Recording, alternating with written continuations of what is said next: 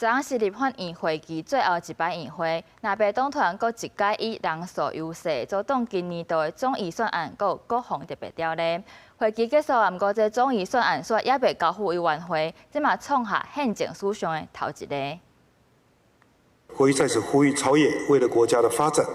仍应持续以对话取代对抗，用沟通化解歧见。会期最后一摆议会，法案清称立法院长韩国瑜最后向朝野立委发声，因为伊往来上诉会期是预算会期，也毋过今年度中央政府总预算案，煞也未付委审查，创宪政史上头一个。就连南北提出关系TPAS邮资津贴等28项新型计划预算先行动议案，也因为朝野双方无共识，无法度赶伫最后一日交付表决。大家都当过学生啊，交作业就有一定的期限，你不可能这个学期的作业没有交，下个学期再来补交。我想任何的教授应当就把这种坏学生当了，而且是死当。对于总预算那么在乎，为什么今天军人加薪、警消退保这些合法预算不编？动资、TPAS、生育津贴这38项民生的计划，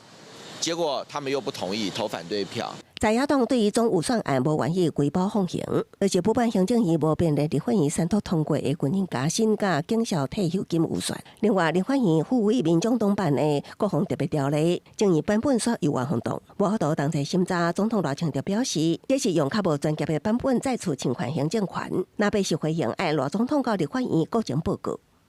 特别条例在民主宪政国家是属于国会的立法权。我们在特别条例里面授权行政部门编特别条例的每一个品项，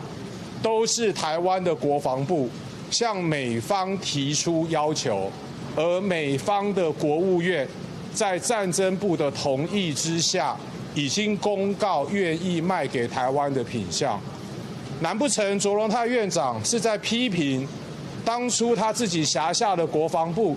向美方所提出来的需求是东拼西凑吗？另外，南亚即期行政院办的特别条例加上验收甲维修爱4.5条，国防部也澄清不是事实，强调是18年到底1.25条预算为上限，以武器装备专收期本分析维持费用随使用时间增加来升悬。对于传统武器也是精准弹药等无共系统的验收，也是维修费用，也采取无共的编制基准。记者综合报道。